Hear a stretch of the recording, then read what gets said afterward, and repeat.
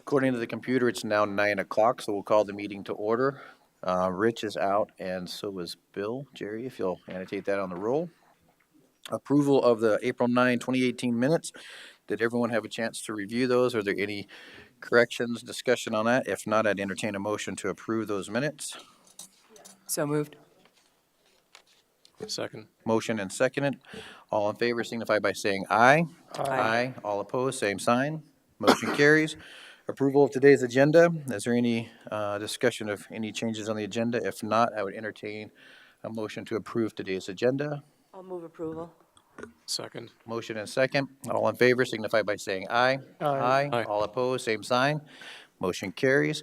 The audience today, just so you know, you can get a copy of the agenda in the back on the bookshelf. We appreciate it for you being here as well. So, PJ, consent agenda. While PJ's coming up, just kind of give you guys a heads up, PJ's gonna talk a little bit about our consent agenda, but we have a quorum today, but anything we vote on has to be 4 votes in favor of, or it will not pass, just so you guys are aware. If you see something voted up here and it looks like the majority of us vote for it, just a reminder that it may not pass just because we don't have the majority of the board to vote for it. All right, PJ. Good morning, PJ Conover, Director, Planning Department. Consent agenda. The following items have been placed on the consent agenda for action to be taken on all items in accordance with staff's recommendation by a single vote. Any item may be removed from the consent agenda by any planning commissioner, staff member, or audience member for separate consideration. The findings of the Planning Commission are recommendations to the Pennington County Board of Commissioners who will make the final decision. And there's quite a few today, so. Item 3, conditional use permit review 0910 for Tom Bodensteiner. Carl Bodensteiner is the agent to review a sawmill in a limited agriculture district. Staff recommends to continue the review of conditional use permit 0910 to the June 25th, 2018 Planning Commission meeting to allow the applicant and staff more time to meet. Item 4, conditional use permit review 1218 for Paul and Dawn Marceau to review a vacation home in a suburban residential district. This was continued from the April 9th, 2018 Planning Commission meeting. Staff recommends to approve the extension of conditional use permit 1218 with 8 conditions. Item 5, conditional use permit review 1620 for Perry and Vicky Van Newkirk to review a pole barn constructed prior to a residential structure and a subject property in a low-density residential district. Staff recommends to continue the review of conditional use permit 1620 to the July 23rd, 2018 Planning Commission meeting. Item 6, conditional use permit review 1628 for Chase and Leslie Larson to review a recreational resort area on the subject property in a general agriculture district. Staff recommends approval of the extension of conditional use permit 1628 with 18 conditions. Item 7, conditional use permit review 1629 for Highmark Incorporated to review a contractor storage yard on the subject property during the construction of the Rapid City South Side sewer line project in a limited agriculture district. Staff recommends approval of the extension of conditional use permit 1629 with 11 conditions. Item 8, conditional use permit review 1707 for Conrad Signs to review an internally illuminated sign within 1,500 feet of the residential zoning district or dwelling in a highway service district. Staff recommends approval of the extension of conditional use permit 1707 with 6 conditions. Item 9, construction permit review 0806 for Pete Lean and Sons to review the mining of 501 acres of limestone and disposal of clean concrete construction debris for reclamation in a general agriculture and limited agriculture district. Staff recommends approval of the extension of construction permit CP 0806 with 12 conditions. Item 10, construction permit review 0807 for Pete Lean and Sons to review the mining of 40 acres of limestone and disposal of clean concrete construction debris for reclamation in a general agriculture district. Staff recommends approval of the extension of construction permit 0807 with 12 conditions. Item 11, construction permit review 1706 for the City of Rapid City, Banner Associates as the agent, to install a 6-inch, 8-inch, and 12-inch water mains to provide Rapid City potable water to the Valley View Estate subdivision. Staff recommends to end construction permit 1706 with the applicant's concurrence. Item 12, layout plat 1738 for Dorothy Johnson Estates. Great Western Bank is the personal representative for Dorothy Johnson Estates to create lots A, B, C, and D of Johnson Estate subdivision, Staff recommends to continue layout plat 1738 to the August 13th, 2018 Planning Commission meeting. Item 13, rezone 1710 and comprehensive plan amendment 1709 for Dorothy Johnson Estates, Great Western Bank personal representative of Dorothy Johnson Estates, to rezone 21.39 acres from limited agriculture district to suburban residential district, and to amend the Pennington County Comprehensive Plan to change the future land use from PUD sensitive to suburban residential district. Staff recommends to continue rezone 1710 and comprehensive plan amendment 1709 to the August 13th, 2018 Planning Commission meeting. Item 14, minor plat 1806 for Idlewise Lodging, Fisk Land Serving as the agent. Staff recommends approval of minor plat 1806 with 6 conditions. Item 15, layout plat 1807 for Kenneth Smith to reconfigure lot lines to create Lot AR, Lot C, Lot D of Block 2 in the original township of Caputa. Staff recommends to continue layout plat 1807 to the June 11th, 2018 Planning Commission meeting. All right, PJ, staff would like to, are there any items that staff would like to pull from the consent agenda? Yes, we're going to pull 3, Okay, 9, 10, 14. did you say 3, 9, 10, and 14, so 4 items? Correct. Any others? That's all, sir. Okay, anyone on the membership like to pull any items from the consent agenda? Any members of the audience, all those items that were just read, 3 through 15, any items that you would like to have removed and discussed further so that they're not voted on in one consent vote? All right, seeing none, that means we're going to have items on our consent agenda for 4 through 8, 11 through 13, and 15. Is that correct, Jerry? My numbers are right? All right, so I'd entertain a motion for our consent agenda to be 4 through 8, 11 to 13, and 15. So moved. Second. Motion and second. Any further discussion? Seeing none, all in favor signify by saying aye. Aye. All opposed, same sign. Motion carries. Take us to item number 3, PJ. Item number 3 is conditional use permit review 0910 for Tom Bodensteiner, Carl Bodensteiner is agent, to review a sawmill in a limited agriculture district. Staff recommended it be continued to the June 25th, 2018 Planning Commission meeting, with the understanding staff and the applicants would have a meeting this morning to see if they can if they could work out an earlier date. So the staff is now recommending to continue the review of conditional use permit 0910 to the May 29th, 2018 Planning Commission meeting to allow applicant and staff time to meet.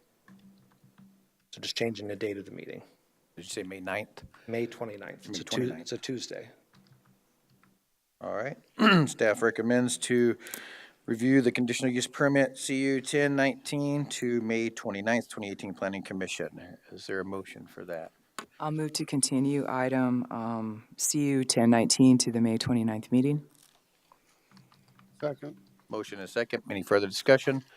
Seeing none, all in favor signify by saying aye. Aye. All opposed, same sign. Motion carries. Takes us to item 9. Item 9 and 10 have similar changes that we're going to recommend. Thank you, Commissioner Johnson. Item 9 is construction permit review 0806 to review a mining permit request to mine limestone and disposal of clean concrete construction debris. What staff is looking to do on item 9 is to make a change to condition number 6 and have it read that prior to the start of any surface disturbance, any required permits from the Community Development Department of Rapid City be obtained. All right, does everybody see that change on there for item 6? Recommendation is recommending approval of the extension of the construction permit CP 0806 with the following 12 conditions. Number 6 has the adjusted wording. If there's I'll move approval as corrected. Thank you. motion to approve as corrected. Second. Motion is second. Any further discussion? Seeing none, all in favor signify by saying aye. Aye. All opposed, same sign. Motion carries. Item number 10. Item 10 is construction permit review 0807 to review a mining permit request to mine limestone and disposal of clean concrete construction debris. Same as item 9, we're looking to amend item 6, condition of approval 6 to read that prior to start of any surface disturbance, and required permits be obtained from the Community Development Department of the City of Rapid City. All right. Staff recommends approval extension of construction permit CP 0807 with the following 12 conditions. Number 6 item is amended. Move approval as corrected. Second. Motion and second. Any further discussion? Seeing none, all in favor signify by saying aye. Aye. All opposed, same sign. Motion carries. It takes us to item 14.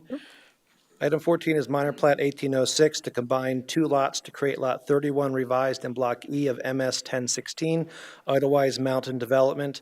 Staff has just pulled this off to make it clear of what lots this minor plat is for, and staff recommends approval of minor plat 1806 with 6 conditions. So what are those corrections specifically, PJ?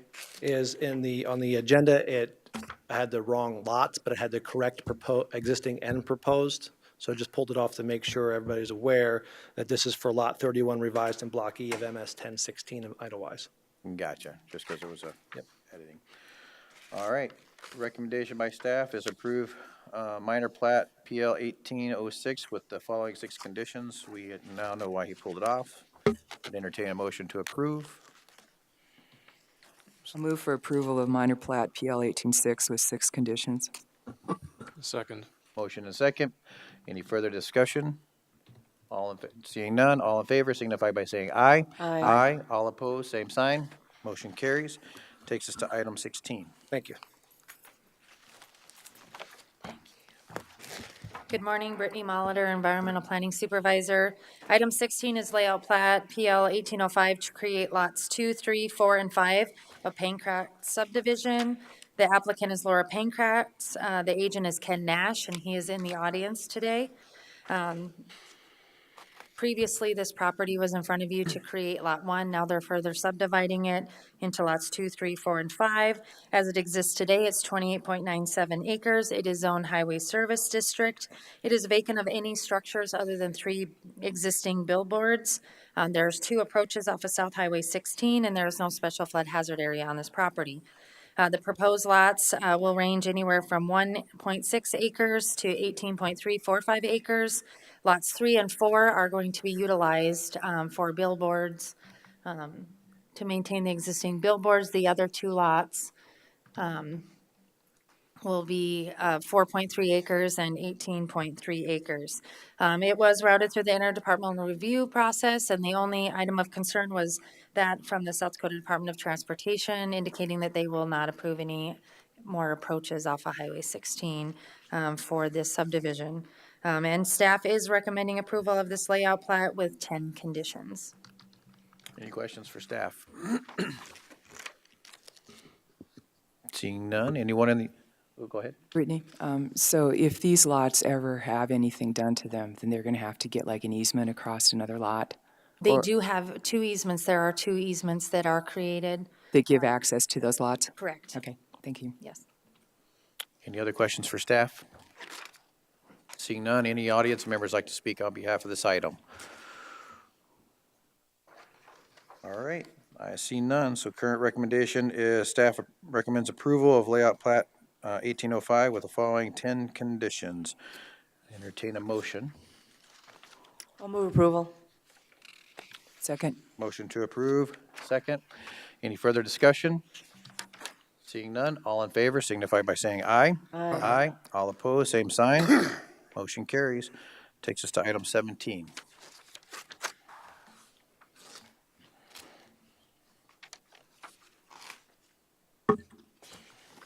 Morning, Amy Rudering, Planner One. Agenda item number 17 is Major Planned Unit Development Amendment, PU 1801.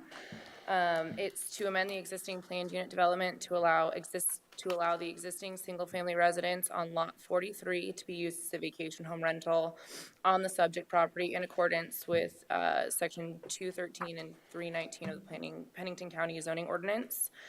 This was heard before you several times in February 22nd Planning Commission meeting, as well as the March 12th. Just a couple of things. I'm going to briefly go over it with you guys because it's been a while since you all have heard it the first time. So there is a local contact, Sherilyn Groves, who will be the local contact for this vacation home rental. The other 3 lots for the planned unit development are currently being used as vacation home rentals. Staff is recommending denial of major planned unit development amendment with the option, should the Planning Commission motion for approval, staff is recommending 21 conditions. This did start as an application January 22nd. General history, the last review of the planned unit development was done in 2006 with the 4 lots having single-family residences, most of which, lot 41, 42, and 44 are vacation home uses, with lot 43 being a picnic shelter and a single-family residence.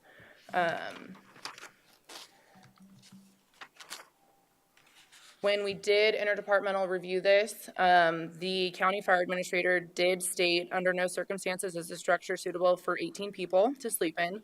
The structure is larger than 3,600 square feet and needs a sprinkler system.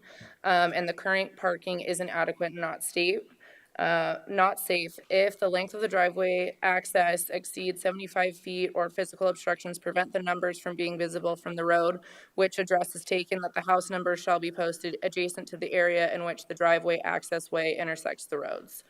That was really the area that came up the most. There is special flood hazard on the subject property, 100-year floodplain. Currently right there where the picnic pavilion is, right here. Which we are working with the applicant on bringing that structure into compliance. So the updates for this planning commission meeting, the applicant has applied for the building permit to permit the finished basement, which includes amending the floor plans for the vacation home rental application. Those floor plans are in your packets. It does show that there are the 2 bedrooms, a bonus room, a utility room, and then there is a second exit out towards the grassy area, towards the east of the property. The applicant has also applied for a variance, 1803, which is to allow a 7-bedroom vacation home rental, as it is now totaling 7 bedrooms, which is against Section 319 of the Pennington County zoning ordinance, which states that a maximum number of bedrooms for a vacation home rental is 5. The variance request will be heard May 1st to the Board of Adjustment, or the Board of Commissioners meeting. Staff has received a letter of approval from Department of Environmental Natural Resources for approving 18 nightly guest occupancy for the subject property. Previously, it was only approved for 9. Based on septic information then. The applicant has also applied for an on-site wastewater treatment construction permit to expand the drain field to accommodate the finished basement and the 7-bedroom residence. This also came contingent on the garbage disposal being removed. Staff has verified that garbage disposal has been removed, so that is there. The picnic pavilion is being worked on, previously stated with staff, to bring that into compliance. It was not approved for in the floodplain development that was done in '04. It's also questionable on the size. It was permitted for 20 by 20. Equalization has it down for 20 by 24. So we do need to verify what the size of it is. We need to we do need to get a floodplain development permit for it as it was built in the floodplain. So that's something that's being addressed. Staff did conduct a site visit to verify there is a fire pit. So if you see, there's that brown area. That was a fire pit. The applicant did not wish to get a burn permit to allow the renters to use that as a burn, so he removed it from the subject property. Staff did verify that is no longer on the premise. On April 18th, staff did get a copy of the informational sign indicating the local contact, emergency information, and designated parking areas were in these signs. They did also have a separate image, that showed the floodplain hazard area was stated there. Also, there are these 7 parking spots indicated in the staff report, and then also a larger image is included. Where is it? A larger image is included with the staff report. It appears that the applicant is intending to potentially have the renters parking block the only means of ingress and egress out. So if you look back at the trackings indicated, the dirt gravel road is the only way. It loops around. During site visits, this is kind of the area to the south of the residence. It slopes right around here where the southernmost parking spot is. This is the northernmost parking spot. This is where you go down the hill and there's that second loop around to go out. These were two instances where we were both parked in front of the residence, just to kind of give you some scope of where the parking situation is. Staff is cautious on how the parking will affect the mobility of the vehicles in times of emergency. It is possible to have the two cars there parked right in front, however, passing could be challenging. The road widths throughout the portion of the property vary in size between 12 feet and 15 feet at the maximum, which is to the back portion where the two vehicles are parked, as you see in that photo. From an emergency vehicle standpoint, the minimum road width required is 16 feet wide. And that came from our fire coordinator. Staff received photos from the applicant showing the fire alarms and the smoke detectors. This is what this shows. They're all in the 7 bedrooms. They did put in the 3 fire extinguishers to the 5-3. I didn't include that for you because it's kind of blurry, but they are posted in there. That is included. So all 7 bedrooms do have smoke alarms and fire extinguishers on all 3 levels. The address concerns for the property, this is the only place off of Deerfield Road where the address is posted for all of the properties in the PUD, to be honest. It is missing, that can be addressed. And it also, because of the length of the driveway getting to there, needs to be posted, as well as that intersection where it loops around. Based on the fact that the current request does go against the Pennington County Zoning Ordinance, Section 319F2, and it doesn't adequately display a means of sleeping or supplying a safe 7 parking spaces, and has addressing its concerns, staff will be recommending denial. Additionally, the comments from the county fire administrator are to recommend denial. So staff is recommending denial at this point. However, should Planning Commission choose to motion for approval, I did list the 21 conditions for your approval. Thank you very much, Amy. Any questions for staff? Yeah, Amy, the recommendation from the fire coordinator was that it should have a sprinkler system. So Jerome's comments were the finished square footage of the residence is over 3,600 square feet. Okay. It is required to have a sprinkler system. Okay, so if, because of the location of this property, is it really reasonable or possible for them to have an effective sprinkler system? I don't know that. Because that's a question I have, I guess. Correct. And that's one of the ones that came up out near New Underwood. They wanted to, or was it New Underwood or Box Elder area where they had, but they couldn't get the pressure, so it didn't make sense It to was force them to do it whenever they couldn't have the water pressure to do it either. So that would be a question on that aspect. I have a question on this. That picnic pavilion, who installed that one? I mean, was it? The previous current? owner. Okay, so not the current property owner. Correct. Okay. Any further questions for staff? Go ahead, Amen. Kathy. You know, regarding the requirement for the sprinkler system, is there a procedure for getting a variance to that in the same way that there's a procedure for getting a variance in the number of bedrooms? Or, There is, and it's a simple answer, yes. and has that, are they pursuing a variance to that? Do you At this know? point, no. No, just another thing. Also on the fire, the county fire administrator, the second, number 2, the comment, under no circumstances is this structure suitable for 18 people to sleep in. Is that another way of addressing the fire, the fact that it needs to be sprinkled, or is there something else that would make that, unsuitable?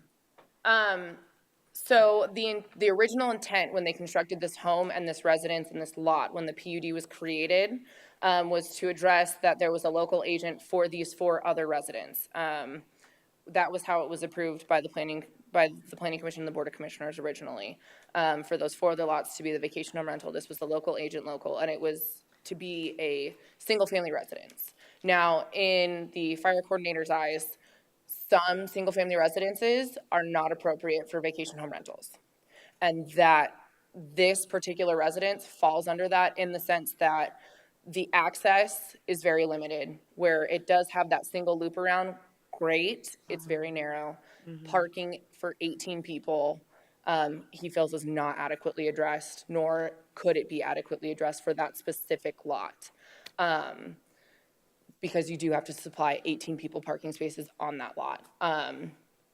Those are the major concerns for that. Thank you. Any further questions for staff? All right, any members of the audience like to speak on behalf of this item? Yes, sir. I see one lady coming up real quick, I'm sorry, I didn't see you behind Amy. Sorry. But come on up. I'm a little tall.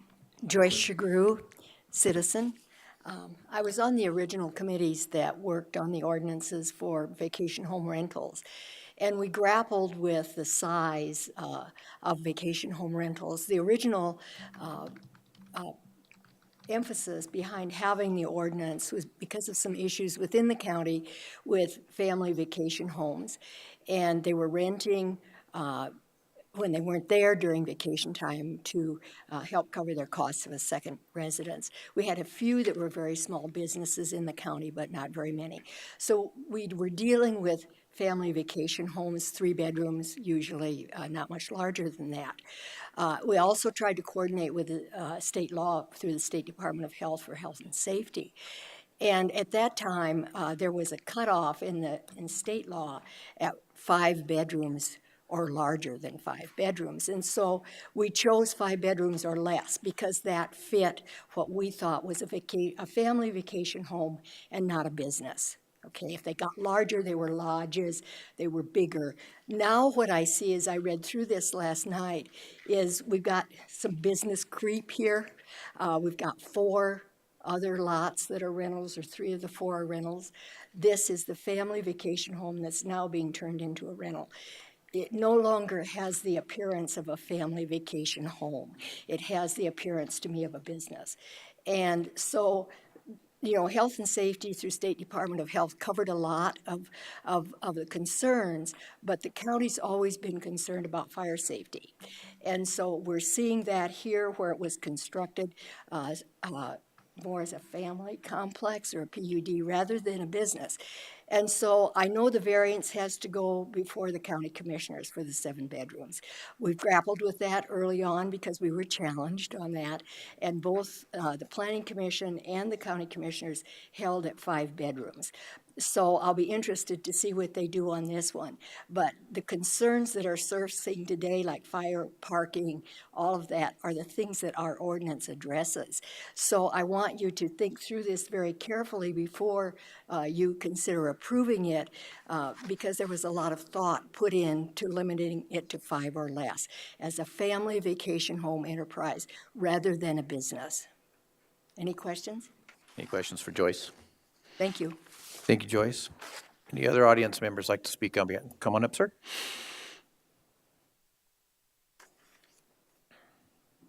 My name is Dion Wienia, and I'm the agent for Deerfield Cabins, the petitioner in this situation. And we have been trying to meet all the requirements that we find out about, and we have no problem with continuing to do that. The parking issue and the fire issue, we were just made aware of that they weren't adequate on Friday evening, so we haven't had a chance to address those issues yet. So we've been trying to help that to happen, and we're just asking for the chance to operate this property in a consistent manner with the properties immediately adjacent to it. So we have no problem with any of the finding out more about what the actual codes are or what codes would be for 18 people. We have one of the other families that's involved in this with me. They were here with me last night. We did measure out some new parking spots that we have no problem installing parking spots away from the front of the house to leave that room for emergency vehicles. So we have no problems following whatever requirements are given to help this to happen. Okay, any questions? Yeah, I was wondering, do you, the reason you want a 7-bedroom home, do you find that there's a market for that? Our first choice, we had the opportunity to buy this property. The property just to the north is an 8-bedroom vacation rental. And so when we bought this property, it had 7 bedrooms in it. We didn't know that there wasn't a permit that was done, a building permit for those other 2 bedrooms. We've applied for that permit and received that permit to have those 2 bedrooms. So that wasn't necessarily our first thought, is to have a 7-bedroom, but that's what the residence is. There is a possibility in that residence to, if that basement door was locked, to have a 5-bedroom vacation rental. And we're gonna apply for that variance to see if it is possible to do that. If that's not possible, if that variance does not come through, you know, there is a possibility we can operate that as a 5-bedroom. All right, any further questions? Go ahead, Kathy. What about a sprinkler system? Do you have a sense as to whether you have adequate water to make one functional or not, or? I found out about that on Friday after business hours, just a couple days ago, and so I have not had the opportunity to look into that. And I don't know, one of my questions is code for a sprinkler system, is that for residences, or is that for commercial, or is there differences that way? You know, I want to find out all those questions. Do you have one well that supplies the 4 lots? There's one well for the 2 lots. The ones that we own are the lot that we are talking about today, and the one north of it. Those are our 2 lots. They are on one well. The 2 lots to the south, they are on a separate well. I see. Okay. All right, any further questions? Oh, go ahead. Mr. Chair, I guess from my point of view is, PJ, would this be better continued so that he can address some of the issues that are, would it be better to deny without? That was staff's original recommendation. From my understanding and talking with Amy, she offered that to the applicant who wanted it to be heard today prior to the variance, but it's more appropriate to be continued. So if you want, you can move it to May 14th. It's already a pretty big meeting, but we would recommend that no operation of the vacation home rental for that until that time. If we do that, can they still go before the Board of Commissioners for the variance on the 7 bedrooms as well? That would be on May 1st. That's already scheduled. Okay, so they can still do that even if we continue it here? Correct. Okay, just want to make sure on that one. Any further questions? No, that was my only suggestion. It seems like there's some stuff that's in the works that's gonna be a decision maker. And I think talking with staff about reducing the bedrooms, and then you don't have to oversize the septic system, because there's problems with the septic systems for that many rooms and everything else, if I'm correct. Yeah, and we have applied for that permit and got that approved. Okay. So, and the reason that we asked for this today was this has been a long process for us, and if we continued it again, we'd have to pay a continuance fee, so. Well, if we continue, it's a little bit different. Yeah, So, I appreciate that. all right, Dion, thank you. Thank you. Any other members of the public like to speak on this item? I did notice Jerome came in the back, and I'd actually like to ask Jerome a couple of questions since he walked in. We don't normally get him here when we have some questions. As he steps aside. So for those of us who have some questions about fire, since Jerome's here, we can at least maybe get them clarified real quick. However, since he stepped aside, well, here he comes. Game face on. I know, right? No, that's fine, Jerome. Obviously Obviously, happens in front of YouTube all the time. Huh? Jerome Harvey, Pennington County Fire Administrator. How can I help you? well, I have a couple of questions, and some of them you've probably already heard already, but there's a requirement, or your suggested requirement is that since it's 3,600 square feet, that it needs a sprinkler system. Can you? Yeah, the Planning and Zoning Commission has done that in the past, specifically on some large-scale houses in the New Underwood area, and I would encourage the commission to continue with that. If you have a vacation home rental, people are not familiar with the structure, they're on vacation or having some type of a celebration or party or whatever. So definitely, if you want to stop your fire deaths and keep people safe where they're sleeping, and you want to stop the fire in its tracks, I encourage you to continue with the sprinkler system. The sprinkler systems that have happened where you're discussing about, those are all new construction, or are they all, you know, if an existing structure needed to have it, you're telling me that, Well, you're modifying again, we're back to the discussion we had before, where you're actually modifying the occupancy of the structure. It's going from a residential structure to a vacation home rental, so the structure itself is being modified with that. So you can have more people in the house, people aren't familiar with it. The ones that we talked about earlier were new construction. okay. Any further questions for, I have a question, Jerome. Could you explain how you say under no circumstances is this a suitable structure for 18 people to sleep in? Just in a little more detail. Again, I saw 3 different layouts of the structure, so there wasn't one clarified layout as far as what the structure was doing.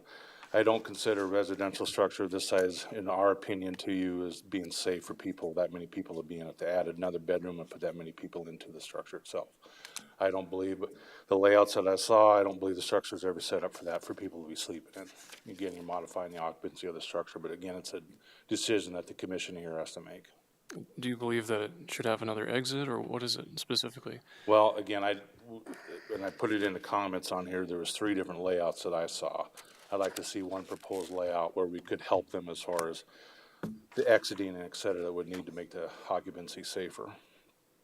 And do you have an idea of what the maximum occupancy should be? This is a lot of people on that size of a house. That is a tremendous load in there, especially sleeping. Okay, thank you. any further questions? All right, thank you, Jerome. Thank you. Any other individuals like to comment on this item that we're dealing with? Dion? All right. Since no one else is volunteering, I'll give you an opportunity to come back up one last time. In the packet is the actual layout in this packet of all the floors, so. Just clarify my comments for the record. The information I saw, there was 3 different layouts. I don't see all this. The information was given from the Planning and Zoning Commission or office, there was 3 different layouts of the structure proposed. Okay, thank you. All right, anyone further? Seeing no others, there is a recommendation to deny this. However, we were also given that we should probably consider continuing it. I'm of the opinion of continuing it to allow them to see if there's an opportunity to work through and find any areas that they can fix on their own before just denying it. So What was the date to continue to? May 14th. May 14th, I understand we already have a pretty full, Right, their variance is heard on May 1st. and their variance is going to be heard on May 1st. So we'll know about the variance before it comes back to us anyway. So, but May 14th would be the next meeting. So, recommendation is to denial, and is there a motion? Well, I'll move to continue it to the May 14th meeting just to start, if we have any additional discussion. Okay, I'll second. motion and second. Any further discussion on that issue? Seeing none, all in favor signify by saying aye. Aye. All opposed, same sign. Motion carries. That takes us to item 18. You guys are still stuck with me. Agenda item number 18 is, there we go. It's for a conditional use permit 1804, to allow a specialty recreational resort and event venue to include music events, weddings, markets, seasonal festivities, community events, festivals, rental space, tent rentals, bed and breakfast, vacation rental, and an art retail store in a general agriculture district. The applicants, Shelby Johnson and Jacob Woodland, are here. The owners are Yardley & Co. Inc., Rick Johnson. The site location is 19840 Kelly Hill Road, which is just northeast of Quinn, as you can kind of see on that one, but I have this one so you get the, so the current existing land use is agriculture and barn. Staff is changing our proposed recommendation. We are going to be continuing this to the May 29th Planning Commission meeting to allow staff and the applicants time to meet and address the concerns with this subject property. So did I understand correctly? You said you're gonna recommend to continue it Yes, to which meeting? to the May 29th meeting.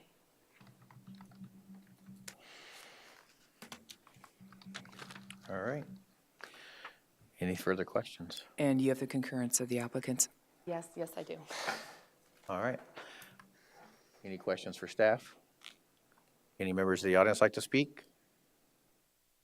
Kathy, you have something? I do, if I may. Go ahead.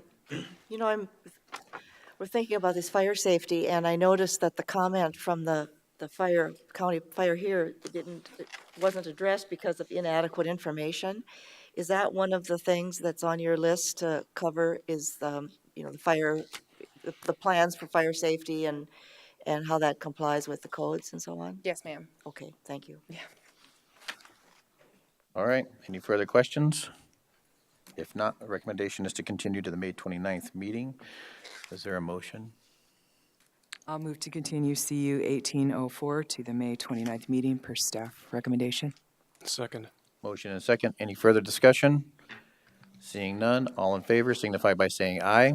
Aye. All opposed, same sign. Motion carries. Takes us to item number 19. Item 19 is ordinance amendment 1804 to amend sections 204J2 operating permits, section 204J3P service providers liquid waste pumpers requirements, section 204J3Q5. Following the completion of the final evaluation by Pennington County, the system will then be registered with the county and an operating permit issued. And section 204J, exemption of operating permit of Pennington County zoning ordinance. The applicant and agent applied to amend the section 204J of the Pennington County zoning ordinance. Just a little bit of history, because this was originally denied by the Planning Commission and then denied without prejudice from the Board of Commissioners. On December 13, 2016, the applicant and agent applied to amend with their original request. After staff review and clarified with the applicants and agents, it was determined that they needed to update their request to allot for additional sections of 204J, so they submitted some additional information. On January 4th, 2017, staff met with the applicant and the agent to update their ordinance amendment request, and on that day, the applicant resubmitted. With the applicant and agent updating their request, this cleared up previously identified ambiguity and subjectiveness with needed clarification prior to advertising due to it being a zoning ordinance. The requested ordinance amendment was given file number ordinance amendment 1604. Public hearings occurred in 2017. February 13th, the Planning Commission and the agent's request, they continued the hearing of OA 1604. On March 13th, the Planning Commission recommended denial of 1604. And on March 21st, the Board of Commission denied without prejudice OA 1604, primarily because there was no addition of, it was basically take these sections out, but there was no offer of suggestions to put the information back in. So when I met recently on March 14th with Commissioner Lassiter, Commissioner DeSanto, and the agent, Tina Malawi, their question, Mr. DeSanto's and Ms. Malawi's questions were mainly, is this okay to be applied for? Does it meet the requirements of denial without prejudice? And as the applicant did provide the information that was requested and was missing by the board, I allowed her to apply for the ordinance amendment. During that meeting, the agent did offer an apology to the planning director for using him in the process. She had stated that she's running for office and only wanted to learn about the county's amendment process and how that works. The agent and Commissioner DeSanto wanted to be sure if the amendment was applied for that it would be heard quickly, and were very concerned about having its hearings in May, and inquired about why they needed to be advertised 3 times and not once. Staff has assured the applicant that it was being heard by the Planning Commission in April and is scheduled and proposed to be heard by the Board of Commissioners if it comes out of this meeting today in May. So it should be on target for what they were looking for. At the end of that meeting, the applicant applied for the new ordinance amendment because it was denied without prejudice and given the number 1804, which is before you today. The applicant wrote that the reason for the amendment is the operating permit fee requirement and existing ordinance lacks authority. There is a $20 fee for the operating permit fee right now. Operating permit right now, it's a $20 fee. And as far as the ordinance lacks authority, that's not really, in my opinion, a place for the Planning Commission or the board to decide, probably more of judicial question, probably better for the courts. The agent provided documentation showing the requested amendments, and to create things to be easier to follow, we kind of color-coded them for you, and the agent's original requests are included in your staff reports. The applicant's request was routed to the interdepartmental review because a lot of those requests are lengthy. Instead of just repeating them back in the staff report, staff included those at the end of the staff report. The responses that we got back were from the City of Rapid City, the City of Box Elder, the Pennington County State's Attorney's Office, County Highway Department, County Environmental Planning Supervisor, and the County Environmental Planner. The applicant and the agent's request creates an ordinance that is contrary to public policy and the county's responsibility of promoting health, safety, morals, and general welfare of the county per Section 101 of the Pennington County zoning ordinance. On April 15, 2008, the Pennington County Board of Commissioners approved a resolution for the protection of water resources in Pennington County, and there's a copy of that included in your staff report, and that is why 204J was created and was put into effect on August 2010. Staff has prepared a basic summary of memo of on-site wastewater treatment system permits and repair information showing you that the existing ordinance works as written. During the request for comment period for OA 1804 of those agencies that I mentioned, there appears to be no support for changing the current ordinance as it exists. Therefore, staff would recommend denial of ordinance amendment 1804. Any questions for staff? I have one, so if anyone else doesn't. What is the major difference between the two ordinances, the one that's current that we utilize versus the one that she's proposed? What are the major differences? Taking out and there might be different takes on it, but taking out the references to operating permits and calling them installation permits, which is not defined in the request. There is a change from the applicant for exemptions for certain sizes properties, certain types of properties. That's a different change. And there also is an existing court case now for Pennington County against one of the commissioners for these types of issues. For all of those types of issues? Both of those have come up in court. Okay. Any question? What? It's not yeah, it's only at the install and then at the exchange. She's clarifying that it's not every 6 years. it's not having to re-get a permit every 6 years. It's at the install and at the change of. And if there's a change of, yep, okay. Any questions for PJ? No questions for PJ? All right. Would any members of the audience like to come forward and speak on behalf of this item?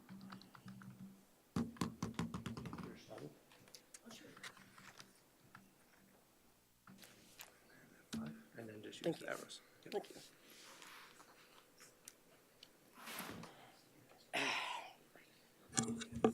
Good morning, Commissioners. Tina Mullally, agent for Ernie Getty. I apologize for my stiffles, so I hope you can understand me. First, we would like to start out by thanking the committee for hearing our concerns.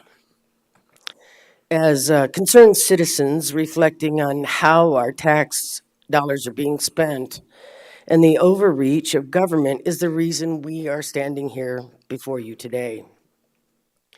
We feel the operating permit ordinance is a discriminatory ordinance that singles out property owners with on-site wastewater treatment systems. We are not totally against regulations, especially when it comes to clean water and the health of the citizens of the county. We recognize the county's right to implement regulations according to South Dakota codified law, but we would suggest that the implementation of 204J may have been done without all the scientific facts, but based solely on numerous complaints. With that being said, we feel there is a better way to address the on-site wastewater treatment systems in Pennington County than to burden taxpayers with a fee. Since the establishment of Ordinance 204J, and if the criteria of the 6-year requirement for inspections in the ordinance was strictly enforced, the majority of over 8,000 on-site wastewater treatment systems in Pennington County should have been inspected and brought up to date as of 2016. Excuse me.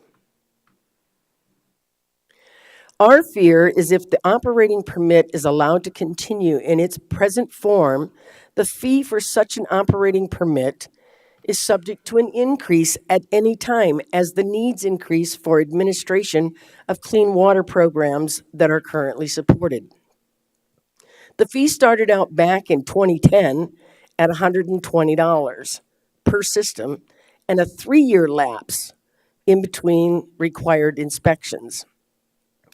Upon research of many counties in the state of South Dakota, we found no other counties that impose a fee on on-site wastewater treatment systems. We did, however, find many counties as having a pattern that would implement regular inspections of the on-site wastewater treatment systems. These patterns are outlined in the proposed text we have submitted today for your review. It didn't go.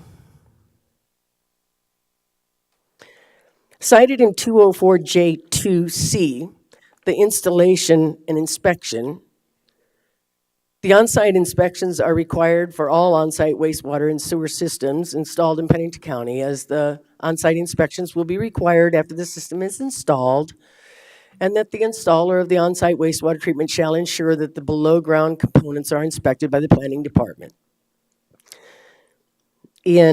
Cited in 204J2D, the time of sale or change in designation, there are 7 points. As the sellers of the properties on the on-site wastewater systems must have their on-site wastewater systems inspected, including the pumping of the tank. Now, this could be on a house that was sold within a year. The inspection was done, and then a year later they sold the house. Another inspection is required. Cited in 204J2E, the change in structure served by an on-site wastewater treatment system.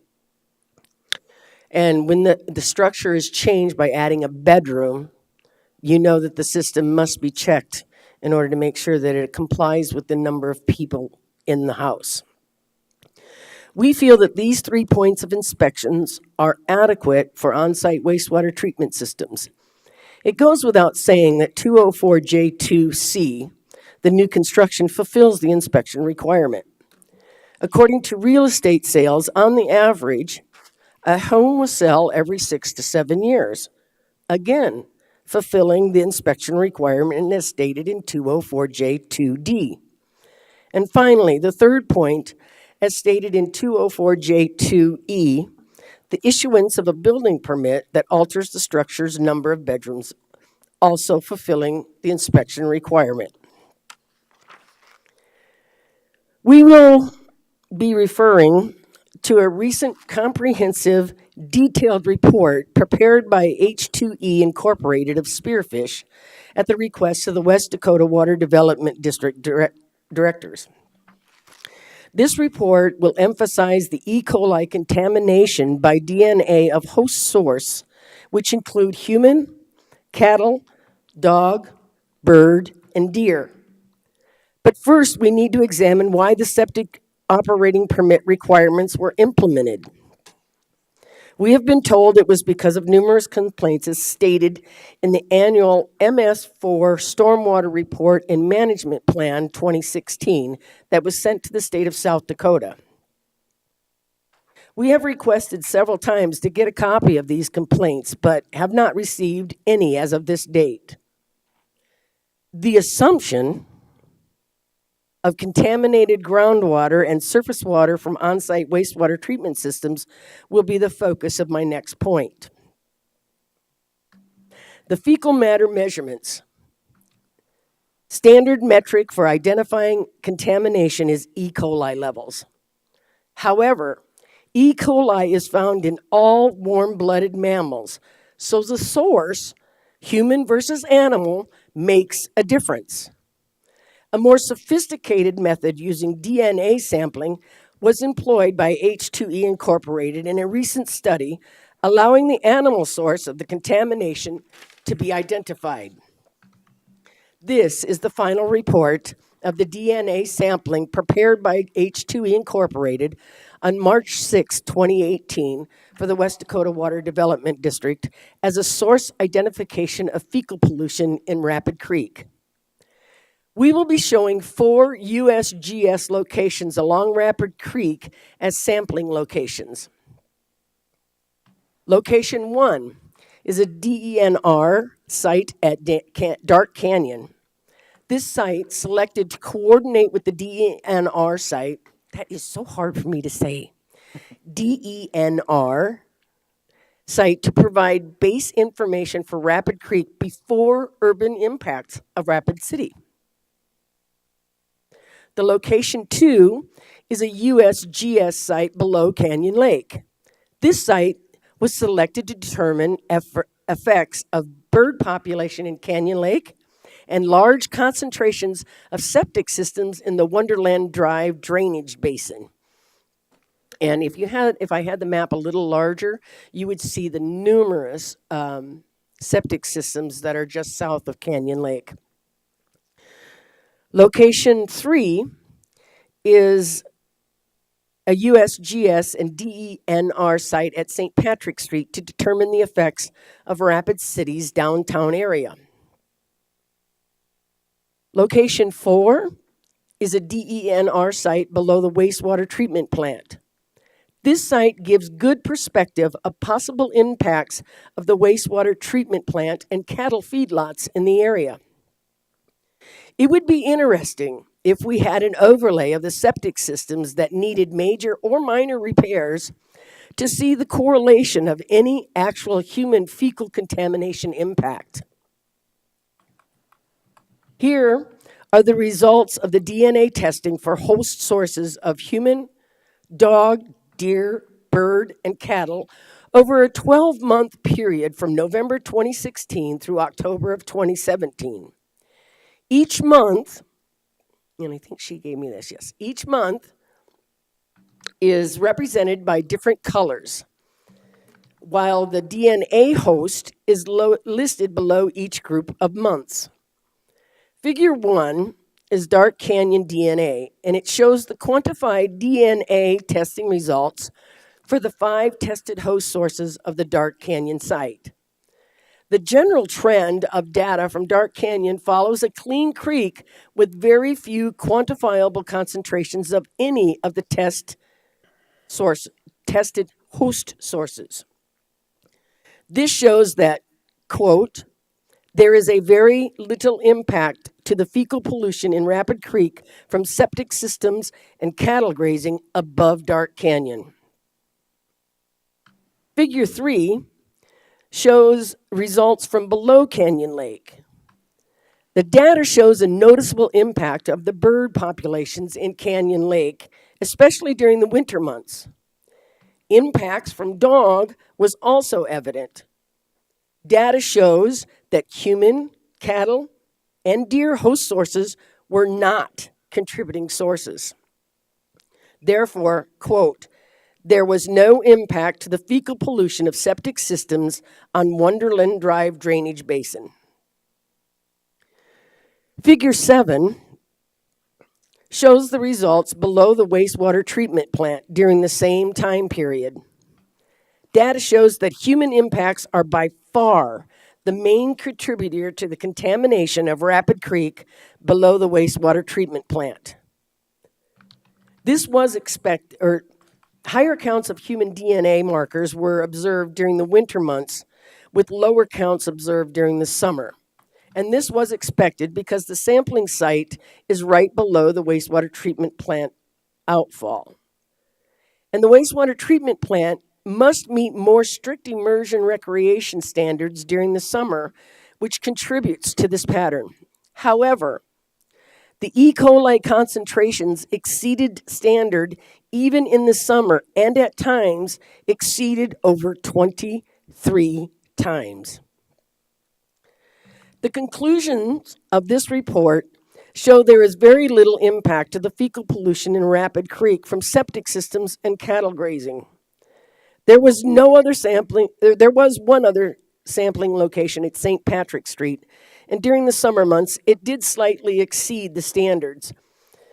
The impacts of the human DNA at this location could be due to immersion recreation and the transient population in that area. The site below the wastewater treatment plant has an opposite trend with a larger increase in E. coli concentrations during the winter months, as I stated above, presented by the staff of the H2E at the West Dakota Water Development District meeting of March 13, 2018. If you wish to refer to this study or the conclusions from H2E, you can find it at the westdakotawater.com/projects/source identification of fecal pollution in Rapid Creek, South Dakota. The graphs we have just showed you also comply with an abstract of 2006-2008 from Larry Putman, Galen Hogstratt, and J. Foster Sawyer in cooperation with the West Dakota Water Development District and South Dakota DENR that found, quote, direct runoff probably contributes a greater proportion of indicator load than do on-site wastewater treatment systems effluents. Also found at the West Dakota Water Development District website. Now, we want to take a look at the on-site wastewater treatment systems and how these systems actually decrease the burden on the treatment plant as well as the burden on the taxpayers. What we mean by this is when you take an average household and the amount of water used daily, you will see the benefits property owners with on-site wastewater treatment systems have for the community. Excuse me. According to the USGS and the Department of Interior at the www.water.usgs.gov/education, it is estimated that a single person will use between 80 and 100 gallons of water per day. These uses include 1.6 gallons every time the toilet is flushed, 3 gallons per every shower. And who takes a 3-minute shower? 1 gallon of water each time you shave, a gallon per minute to brush your teeth or wash your hands. Not to mention the 25 gallons to wash clothes or the 15 gallons used in the dishwasher or the 36 gallons to take a bath. You see where this water usage can add up? Well, let's take the time to add it up. If the average person uses 80 gallons of water per day, and we multiply that by a conservative estimate of 7,000, which in some of the paperwork I've received, it is noted that there are 9,000 septic systems in Pennington County. That is 560,000 gallons per day per system. Then let's multiply that by the average household of 4 people. We are now at 2.24 million gallons of water per day that is not putting a burden on the treatment plants or the water system infrastructure. Conscientious on-site wastewater treatment system owners realize that their system is delicate. And so we see many not using dishwashers, instead wash by hand. Some have gray water tanks and use it to water lawns and gardens. Water agencies in some areas offer as much as $100 rebate if you install a water-efficient toilet. This reinforces our point of other counties nationwide realizing the benefits of the on-site wastewater treatment system property owners, and so we need no need for an operating fee. Maybe the county should be paying the property owners with on-site wastewater treatment systems for saving the wear and tear on the treatment plant and saving taxpayer dollars. As documented in Figure 7, it seems that the wastewater treatment plant is already overburdened. Almost every property owner, with a few exceptions, who have an on-site wastewater treatment system knows how delicate the balance is to maintain a safe, clean system and the dangers if that system fails. I am so sorry. Bless you. We need to stop punishing the good property owners for the few that don't use common sense and fail all the citizens of this county. We want to leave you with this question.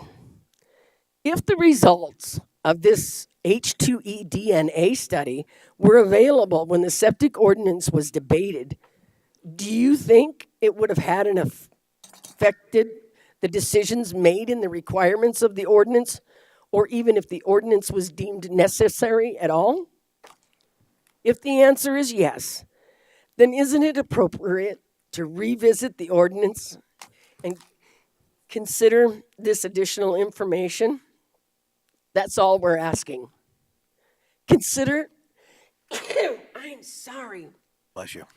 rewriting the ordinance to reflect this new knowledge. Please take the time to consider our proposal and the almost 100 signatures from property owners that we have received who agree that changes to 204J are needed. We will stand by for questions. Tina, I have 2 questions for you. I'm sorry. Bless you. That's fine. All right. First question is, unless I totally missed it, and if I did, that's fine. Everybody can tell me. When you were showing, you showed the 4 points. You kind of gave us an overview of what the 4 points were. And then you came back and you told us point 1, what the levels of coliform were there, point 2. But you didn't get point 3 unless I missed it. She talked about it. Oh, she did? I Okay. did. She just talked about why they didn't have a graph for that one. Okay. Then I must have totally missed that in your thing. I saw the 1, 2, and the 4 because I made notes on them. I was like, well, where'd 3 go? Sorry if I missed that one. And then 2, just the same question I asked PJ. What do you think the major differences are from the current written versus what you wrote? Well, I think it addresses the fact that there is no fee. And many of us who are, excuse me, against overreach of government feel that a fee, again, it already is costing us every time we pump our system. And now you're going to mandate that we pump our system and then charge us a fee on top of that. That's one of the main changes that I want to see, is that the fee goes away. It also changes some of the land requirements, and boy,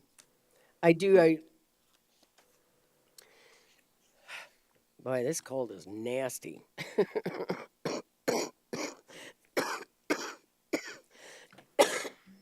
It actually just eliminates a lot of the part of the ordinance that was, to me, based on emotion and not on facts. Okay. Any other questions for Tina? All right. Seeing none. Any other members of the audience like to comment on this item? All right. Well, I had not seen that report. Anybody else seen that report before? Just out of curiosity. I've heard about it. I will show you one more slide. And this is figure 9, which shows the E. coli after the wastewater treatment plant. The E. coli standard levels is 347 parts. If you look at this chart from the wastewater treatment, there are only 3 months throughout the year that it didn't exceed that 437 parts. The entire water below the wastewater treatment plant seems to be more of a problem than the septic systems themselves. And I believe that this should be where we focus our attention rather than focusing our attention on trying to burden the taxpayers and the on-site wastewater treatment owners. I think this is a better way. Okay. Thank you very much. I for full disclosure, I actually have a septic. I don't know who else on the board up here has a septic. Okay, Kathy does. Okay, you used to. Okay, fair enough. Actually, I do have a couple of questions because of the documents that were provided here. Brittany?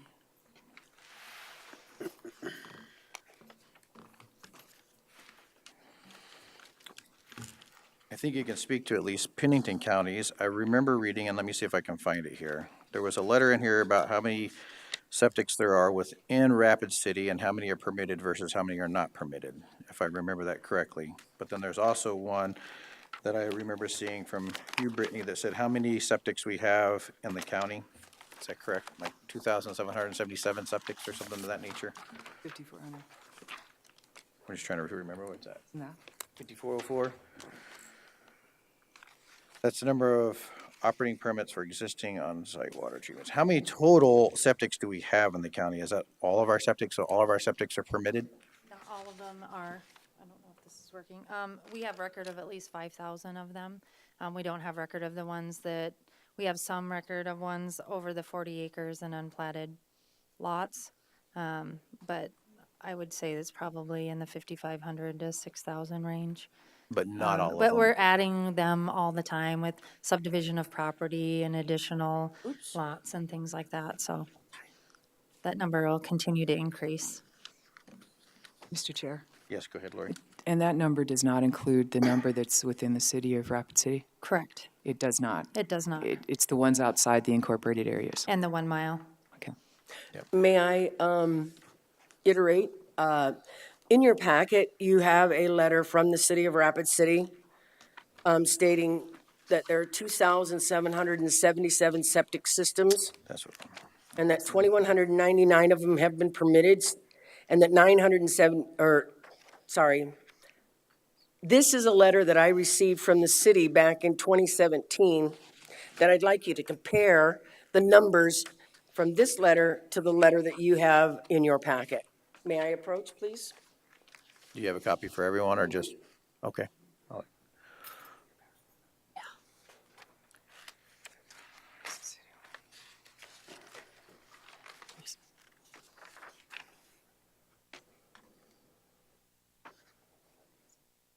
And this is just for comparison purposes only. Oh, for within a year? Yes, if you notice that in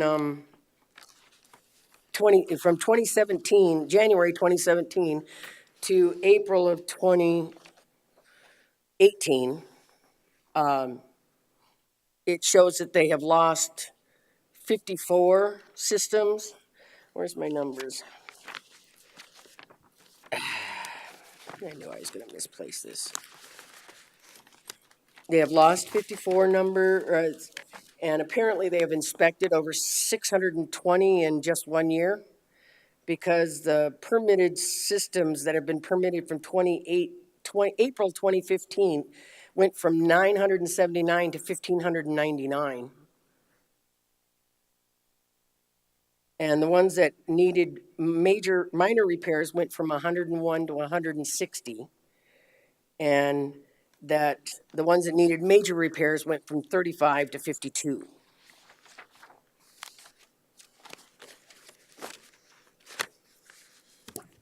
So with that, are you saying they're just adding to the numbers or are you saying that there's I an just wanted to increase in? compare the numbers. Okay. And if you notice also in the letter from the city, it does state that there are believed to be up to 9,000 more on-site systems outside the city's jurisdiction, so. So the city believes there's 9,000 outside of their jurisdiction. You think there's Yes. 5,600? Yeah, Yeah. I mean, that's what we have record of. I Right. mean, we do our best to inventory what we can. But as people go through processes, even in front of this board, we have found cabins and things that got put in, without permits, so. Okay. Any further questions for staff? Mr. Chair. Yes, go ahead, Lloyd. I think, I was around, I think, when the city first passed their septic system inspection. And through the Jackson Springs replacement of the water treatment, most of that was the surface water contaminations, would brought forward a lot of changes throughout the city. But I like the report that you're showing that our creek isn't contaminated. You're showing a good report, and that's good. My concern comes from when I was going to buy, a friend of mine bought a property in the valley, and they tested the water from their well, and it wasn't contaminated. They had to put Clorox down there and do a bunch of other stuff to even get it passed for financing. So that's where my concern is. I understand that report coming through with the creeks, and that's good. But what happens when you have water levels that are close to the top and have problems with that? And I think that's where this has come from. And I see a lot of these from the inspections. They've found all sorts of problems with them by doing the inspections. So I think for the safety of future home buyers and surrounding neighbors and so forth, I think the $20 fee and the inspection is well worth it for our community and for future people. So that's just my take on that, Tina. I mean, like I said, your report is excellent. That was a good show, and that it looks like we're doing a good job in our community of. Lloyd, whenever was it your friend you said, or who had to Yeah, pour the he's Clorox? actually living out there now, but yeah, he did have to. So whenever they poured that Clorox down there, did he have to continue to treat his system, He doesn't or? drink the water. Huh? He doesn't drink the water. He doesn't drink the water. He But had- if you were to test the system, would it still be contaminated is my question. This was about 8 years ago, 9 years ago, if not longer. Because I suspect something happened with mine whenever I was going to purchase my property. Mine was contaminated, and then all of a sudden it passed, and then of course now it's contaminated again with the same fecal coliform and things of that nature. So one of the concerns I would have is, so then the groundwater is getting contaminated from somewhere, and probably my biggest question would be, where is it coming from? Is it coming from the treatment plant? Is it coming from groundwater runoff? Is it coming from the septics? And if it's not coming from the septics, everywhere we go, we're gonna have problems, whether it's with septics, somebody wired a house improperly and then it burns, whether somebody plumbed a house improperly, they built the house improperly. There's always gonna be outliers, a small percent of them that are gonna do what they wanna do, and it's gonna cause problems. And I think there should be more penalty for something like that rather than making everybody pay for it. My opinion, and I'm just saying that, but I think you wanna say something here, Brittany. Oh, no. Oh, no. you were looking at me like you wanted to say something on that. But my question is, from the septics in the county, do we have any idea of how many septics have polluted any of the drinking water, groundwater, any of that nature? And how do we get that information if we have that information?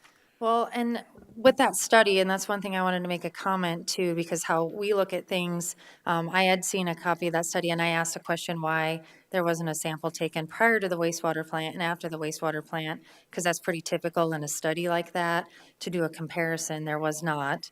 I didn't really get an answer as to why. I think it had to do with cost. The other thing is in 2016, it was a high water year hydraulically. And a lot of times when you look at that data and you correlate and you put it as far as calculated as loads, so when you have the amount of water with the amount of E. coli in it in your load, that's really the right way to look at it, or the way that I look at it anyway, because it actually takes into account the amount of flow, so your load, and not just one point taken sample. So that's where it gets confusing and it's hard to see. I would like to see them calculate the load with the flows to actually see on drier years and wet years in the comparisons. Well, that's why this particular thing was about the DNA, to prove that human fecal contamination is not the E. coli, because as a warm-blooded mammal, our body needs E. coli in our digestive system in order to function properly. So there is good E. coli out there. This report was also accompanied by a pathogen report, which is also on that website, and regarded the fact that there are 17 strains of E. coli, and that where the source of the E. coli is coming from should be taken into consideration when you're talking about contamination. Because the contamination, if it's just E. coli, it could be coming from the birds that are and the fowl that's allowed at Canyon Lake, rather than being charged to human fecal matter contamination when it may not be. And as this report shows, that the septic systems are not contaminating the river and the surrounding waters. Go ahead, Kathy. You know, it's a good thing that Rapid Creek isn't contaminated with human E. coli, because if that study had showed otherwise, I mean, we would have had, it had been such a problem that we couldn't put the genie back in the box.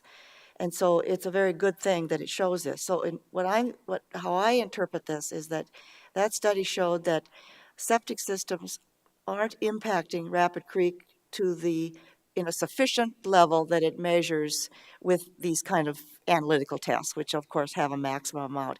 It doesn't address the question about is failing septic systems an issue out in the larger area. And like, for example, you asked the question, do I have a septic system? Yes, I do. I live south and mostly east and a little south of Hill City.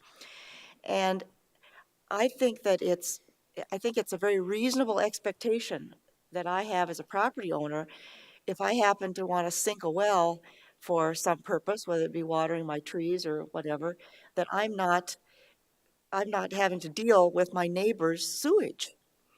And that's the concern, is not the larger scale issue like in Rapid Creek, but it's the smaller scale issue and of where I don't want to have to be dealing with my neighbor's sewage. And the density of sewage systems in our area, since I've lived there 15 years, it's every year multiple houses get built. There's an effort to make the lots even smaller, which means more wastewater treatment. And as this density increases, and the expectation that we don't want to have to deal with our neighbor's sewage, and we all know that under the ground, whether it be through actual groundwater movement or whether it be through kind of unsaturated type flow movement, sewage it doesn't respect property boundaries or lot lines.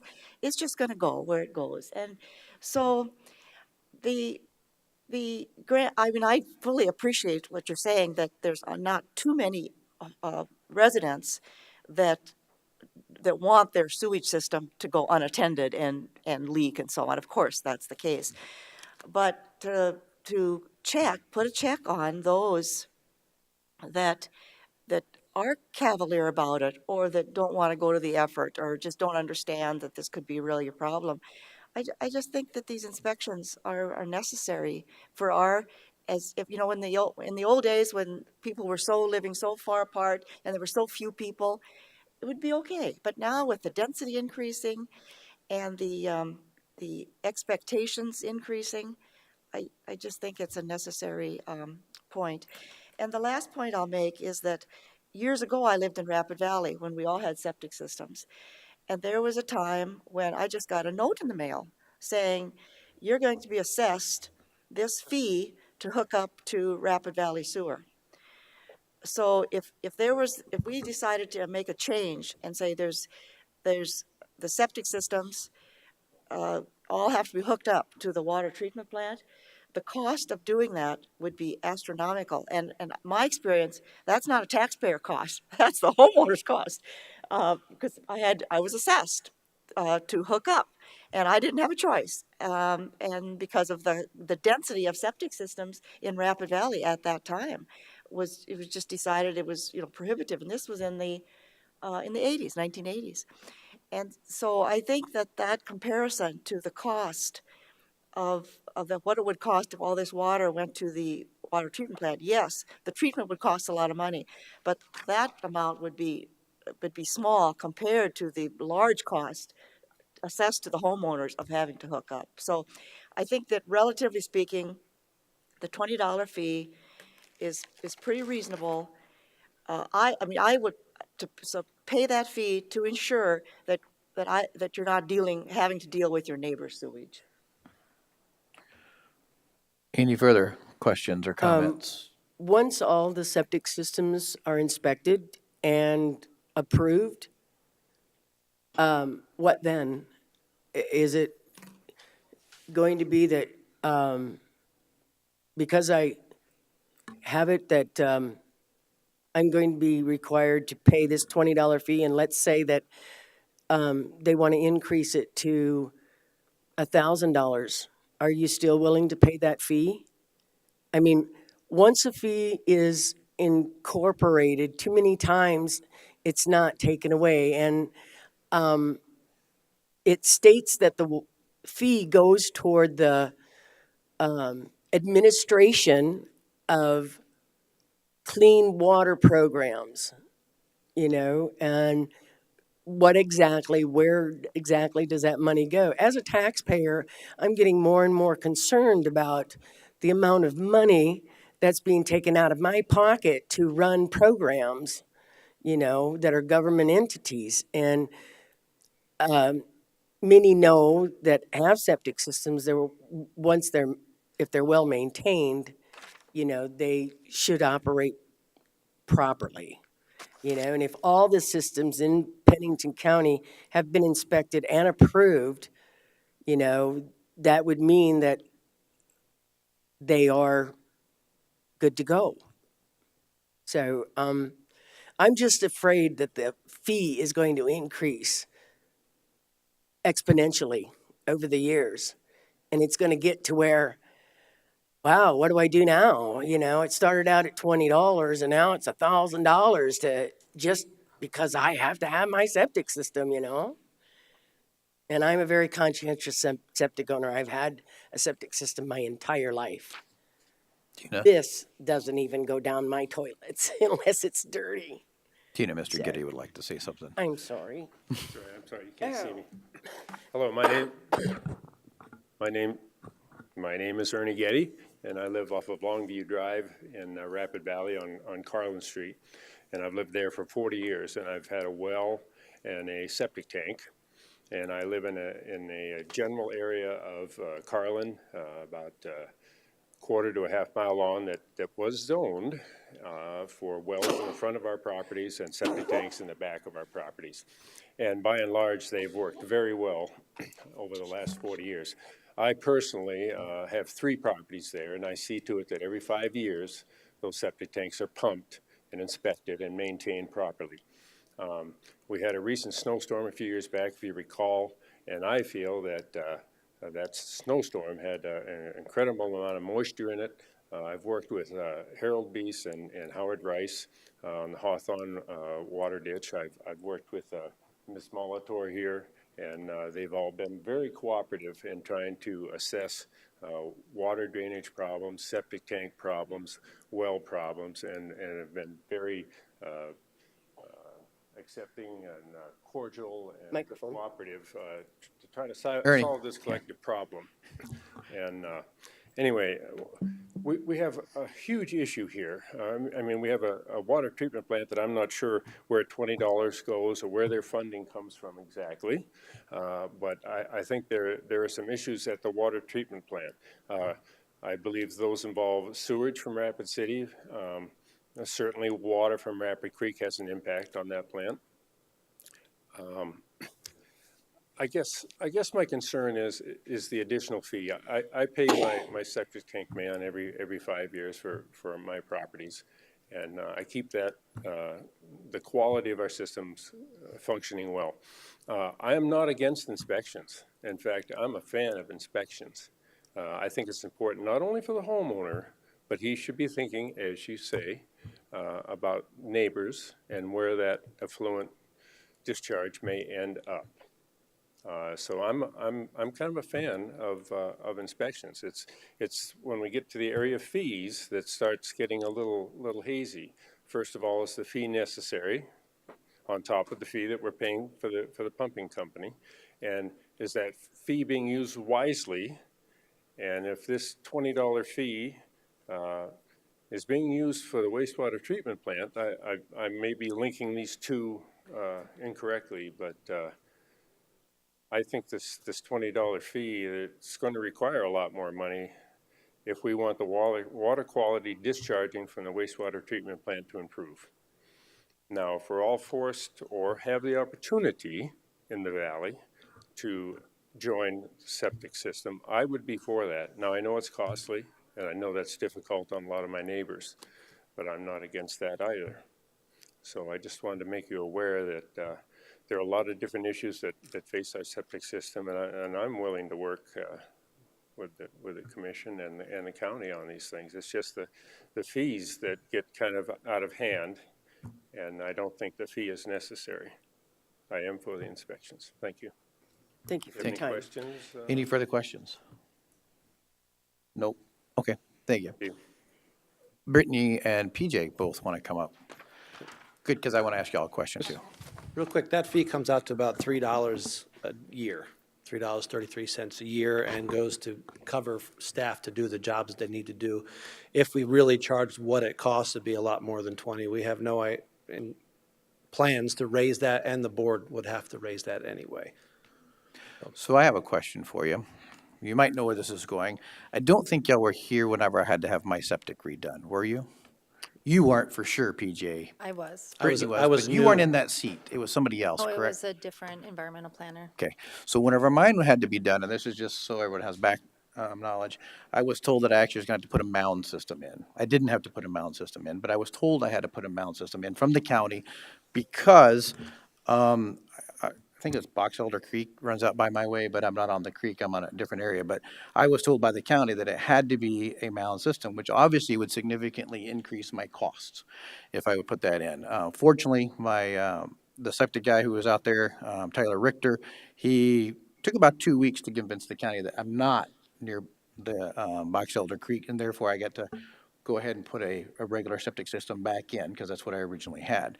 My concern is, if we're gonna do this and the county is over it, and don't get me wrong, I'm all for monitoring of it. I agree whenever you put, just like a building permit, go out there, inspect it, you put it in, you make sure it's working properly, boom, I'm all about that.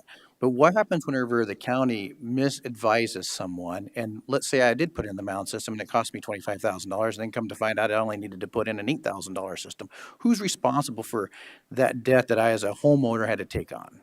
That's a good question. Sounds like a personal issue, probably not something to address at this meeting on this ordinance amendment. No, I'm just putting it out there for a question, because it does play into this. In some aspects, it does. I'm for the inspection of whenever you install it, whenever you change property ownership, if it changes every other year, if it changes in 3 years, or if you expand on your home. I don't know if I agree with this is my opinion, every 6 years, just because, I maintain mine. I had one in Texas that we maintained for 15 years, and we never did anything with it until we pumped it at 15 years, and it was still in good shape because we maintained it. We put the bacteria in it. We did everything that we were supposed to, and it was in good working condition 15 years later when we decided to pump it. So I'm not necessarily for denying it. I think we should get some more information personally. I would like to continue it so I can ask some further questions, probably PJ and Brittany and maybe even Michelle Hoffman legally on some stuff, just because I have some questions, but that's just my opinion. Can I just ask one? Go ahead. And you may not know this, but if you do, I'd appreciate if you could help me. It was always my understanding that the wastewater treatment plant was funded primarily through user fees, and that people that live on the city, I mean, it's not just city, but it's combined Rapid Valley and so on, pay a bill every month that goes to the support of that. And then that's part of the discussion that's going on about the upgrades that will be necessary and what that will do to the user fees of people that are hooked to that. And it really is a separate issue completely than the septic systems. Can you help me understand that? Sure, and they're regulated differently too. Wastewater treatment plant actually has an NPDES permit. It's a point source. It's regulated through the state and the EPA. There's certain discharges based on flow and things like that, where on-site wastewater treatment system is a non-point source type of possible pollutant. And so they're regulated completely separately and differently. Because, wastewater plant typically discharges directly to a surface water body. Right. So there's a lot of things that goes in with that, with water resources, water quality. So that's a very different type of regulation and type of issue, and they have standards Right. and things like that. Whereas, a septic system, like I said, is, it's underground. They can be situational as far as, location of a perched aquifer, and in certain areas, they may have more impact than they would in others. So it just depends, on their location. But how about the and funding things. model? Pardon? The funding model in terms of, isn't the Right. do you know about the waste, if the wastewater treatment plant in our area is funded through user fees? It is like through the city of Rapid City, I know they charge, on your water bill, you have a fee. Yeah. I do know that under the state, like water plan, if they have upgrades and things, they're eligible for low-cost financing for certain things in order to meet regulatory requirements. So there's different, it's a different, Right, okay. I guess I don't know how. Brittany, but when we put in a septic, we had to get approval from you guys. So whenever we go out there and put it, and I'm just remembering back when we put in mine, it had to be so many feet away from a body of water, so many feet from the well, 100 feet from the well, I think, right? I mean, there's a whole bunch of that requirements, because when that effluent goes into the drain field, those are designed to allow that effluent to be basically discharged to the ground, so all the bacteria comes out of it, it's filtered out of it, so it doesn't go into a body of water, a reservoir, or anything of that nature, correct? Correct. So when a new system is put in, we do what's called a soil profile hole. We look at the soil types, and every soil is different. Every soil is going to take on, wastewater differently. Every soil type is going to treat it better or worse than others. We do our best. Our environmental planner, he goes out, he looks at the soil profiles, and he works with the installers. I know that in the instances in some of these repair requirements, we work with the installers pretty regularly and the homeowners troubleshooting things to the point so we don't have to do a full replacement. We try to find, is it a fixture issue in the house? Is it a water usage issue? Is it a soil issue? Is it in some cases we've found that it's a drainage issue. And there's just different things that we go through, like a troubleshooting type of scenario with the installers. So there's been a lot of progression in it, and I know that there's been some talk of, once it has a permit, it's good to go. You know, a septic system is like anything in your house. It's meant to last for a certain period of time, and after that time, it wears out its life. The same with the soils over a certain amount of time. They, aren't as effective as they used to be, and the biomat gets too thick, and there's just different things that can happen in it that, just because it's done once doesn't mean that it's going to work just forever. The other thing is that through this process, we've really found out that a lot of people really don't understand septic systems or on-site systems, and frankly, some of them don't even know they have them, where they are on their property or anything. So it's been a good educational process for homeowners, for realtors, for installers, for us, just going through this process. Mr. Chair. Yes, go ahead. I think one of the key things I heard here today is the biggest problem that most people have with it is the $20 charge. Everybody's agreed that inspections ain't a bad thing. It's a good thing. I've heard that even from people in the audience. I'm not in favor of continuing this item for more information, because I think it's been brought forward quite a few times, and a lot of discussion has been from multiple areas in the community. Any program that's started has problems. Just like Travis, being told a mound system compared to, there's going to be stuff like that we work through. Good for him. He got people, worked with the people, and was able to do what you needed to do to get a cheaper unit. But I think those are things we work through as we go. As Brittany just said, a lot of people don't know. They don't. And that's my biggest concern. I've seen people out there, is there are people who know the system and work, regardless if it's septic systems or anything else, but then there's always the turnover. In fact, where I live, I was out there in the development early on when hardly anybody was there. I've seen houses turn over in the last 10 years 5 times. Not everybody gets caught up on that stuff, and so these are safeguards I believe that we're setting in place to help. You can use the cost approach. If you're in city, you pay for sewer, there's a sewer charge. So the minimal $20 every 6 years in the pump, I think is good maintenance, and actually, I think is a really small fee to pay for protecting, keeping people informed and seeing how things go. That's just my side on this. Thank you, Lloyd. Any further questions? All right, there's a recommendation from the staff. Thank you, PJ. Thank you, Brittany. Yep.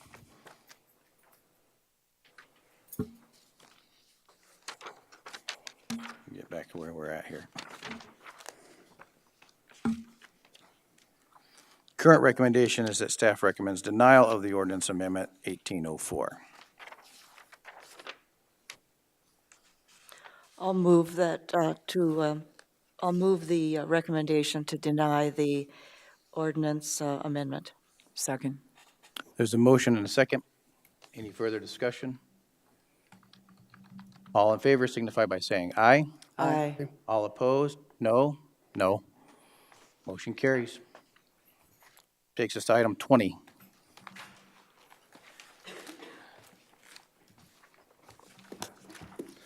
One second, sir.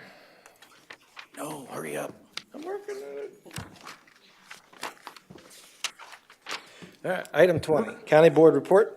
The Board of Commissioners concurred with the Planning Commission's recommendation from the April 9th, 2018 Planning Commission meeting, with the exception of Plan Unit Development 1603, Dan and Nancy Evangelisto. This item was continued to the May 15th, 2018 Board of Commissioner meeting. I know you're going to ask why, because it always do. I was going to ask Lloyd why. Yeah, commissioners wanted to meet with staff and go over some of the conditions, also meet with both sides separately, and we just didn't have time to do that within 2 weeks, so it was continued. And it was also continued with a concurrence of both sides. Okay. And Lloyd, do you want to add anything?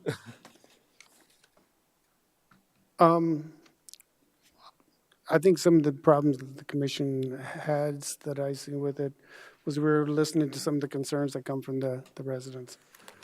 I think the big issue on the Evangelistos is the tent. Just it being a tent. Well, it doesn't fit the environment. It's supposed to be temporary, so we're working on those type of things. Also, the lighting, I think, was one of my concerns, but I think I've kind of changed on that, you know. But that's one of the main ones I think the commission's working on. I don't know if you agree, PJ, or not. I think it all revolves around the tent. There really doesn't seem to be any other issue. There's some stuff with the well, but that's outside of the hearings. Yeah, It keeps getting brought up. Yeah, the wells and that stuff keeps getting brought up, but that's a civil suit. Separate. Okay. Any further questions on that one? All right, item 21, items from the public. Nope. All right, items from staff, 22. Okay. Just a quick announcement that there are 2 positions opening up on the Planning Commission. And this was a news release that was put out, so if you know of anybody that's interested, they need to fill out the proper application forms and have them submitted to the County Commission office prior to 4 p.m. on Monday, the 7th.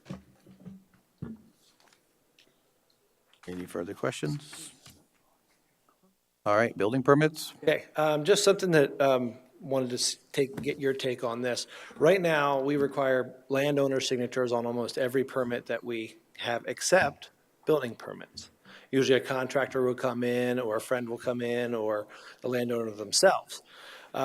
We haven't had any issues come up from that, where a contractor comes and a landowner doesn't know what's going on. However, the contractors that do the work, the landowner is ultimately responsible for anything the contractors do or don't do correctly.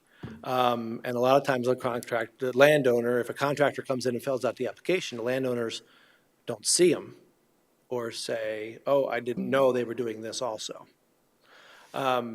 So we kind of were throwing it around in the office of, do we need to start requiring landowner signatures on the applications? There is a process that Meade County has where the landowner has to sign this statement. But we were toying with the idea of doing something similar to this. We know that some points it can be onerous to get a landowner signature notarized on some items, but We're thinking it's a preventative measure, and it might be a good investment of time, especially for the landowners, again, who are ultimately responsible for anything that goes wrong. Would this PGA, so for example, that property was, saw earlier with that picnic area, that Yeah. 10 by 24. I know it's not the same scenario, but if the builder came in and said a 20 by 20, and then they build it by 20 by 24, is this kind of, if you saw that, then they could go back and say, hey, wait a minute, you did sign for that 20 by 24, and why did you do that? Or, do you get what I'm asking? Yeah, it could help in that, because a lot of times, I mean, construction is construction. It's fluid, it changes. You have a goal, and hopefully you meet it. The other issue with that one is it was permitted outside of the flood and. I get there's other factors in there. I was just, that's the one that came to mind, that, it was built, it wasn't the right size. So if the property Get owner caught. signs on it and the construction company signs on it, and then the construction company builds it outside of what they signed onto, then the owner would then have recourse to be able to say, well, I signed for 20 by 20 and you did 20 by 24, you fix it. Yeah, for us, they would have to come in and fix that, but if it would help them on the civil side, Can I make a paperwork would comment? be there. Sure, go ahead, Lori. Chair, aren't issues like this between the lessee and the owner? Civil. I mean, they should have an agreement. I know we have leased property. I mean, our agreement, spells out what the lessee can and can't do. Yeah. I mean, do you really want to get involved in that business? I Well, mean, I that's- think it's down to the individual property owners to police that. Yeah, we were torn in the office. Conditional use permits, platting, rezones, variances, everything requires a landowner signature. Yeah. Except building permits. But I think it's addressed in the lease, but that's my opinion. But we just wanted to bring it up for discussion, not that would necessarily solve it today, but Yeah. see if you guys had any input or insight. Well, if I may, I Go ahead. think this has more to do with, the convention is that you hire a contractor to build a deck. And as part of their scope of tasks, it's to get the building permit. And so the contractor just traditionally just does that. And it's part of the arrangement they have with the property owner. I think it's more that the way this practice has evolved, it's just sort of out of convenience, that they hire a contractor and the contractor just takes it and does what he needs to do. So in those cases, I just can't imagine that this is a very onerous requirement, because the contractor will be working with the property owner, and you think, well, why should we have to enforce this? Certainly the person that's going to be paying the bill to the contractor should make sure that their wishes and that this conforms to what they hired him to do. So you wonder, why should you be in the business of doing that? But and that's why I understand a little bit of ambivalence here. But on the other hand, there's no, I can't imagine it being a very difficult thing unless the property owner was way out of state and this and that. But they'd still have to have some contractual arrangement with the contractor. Yeah, and we have a lot of applications come in from out of state, and we work with them with DocuSign now and sending in originals. Yeah. So I don't know. I'm kind of ambivalent about it, but I think if based on your experience, it seems to be that this would solve some issues, or I don't think it's a big Prevent problem. some. Or prevent some. Yeah, I don't think Catch it's a them big early. problem. Yeah. So we were just looking for insight from. I have no insight for you. All right, any further? This is required already on the solar permits. Yes. Yeah. Yeah. Do you think you're gonna try to just have a form like this that you just hand out? For building permits? Right. We don't know. That's We're still on the fence. Okay. Yeah. But that's the idea, whether to provide something like Meade County it does or not. Yes. Yeah. Yeah. Yeah. It's already on the application form for, like you said, alternative energy systems. This is a small point, but I would say that line in there that says improvements to my property will be added to my property's assessed value is not always true. It could be may be added. Small thing. Yeah, that's true. That's That absolutely is true. a true statement, yep. Yeah, that's right. One more additional item, because we always add them on if there's no more questions. Oh, sure. Yep. Just kind of a heads up about the May 14th meeting. There are now 30 items on that agenda. There were 17 for this meeting today. So just heads up, it's probably going to be a longer meeting. I'm gonna take vacation. No, I'm just kidding. No. Well, 15 of them were consent though, weren't they? Yeah. Yeah, how many were on the consent, on that one? On this one. On this one? There Oh, Well, I today think it you was only had 15. four, I think you had four that weren't. Oh, four, Oh. okay. I knew it was So I don't know, looking at the next one, what it's gonna be. There's a lot of reviews and we just got, it's season. We just got slammed all at once. So. It's nice weather. Everybody wants their stuff done now. All right, items from the membership. Mr. Chair? Yes, go ahead. I'll be doing the May 14th meeting remotely, and I've already talked to Joan, so I will be participating remotely. Fair enough. Anybody else? All right, with that, last item is adjournment. So moved. Second. Motion and second. All in favor signify by saying aye. Aye. Aye. All opposed? We are adjourned. Thank you.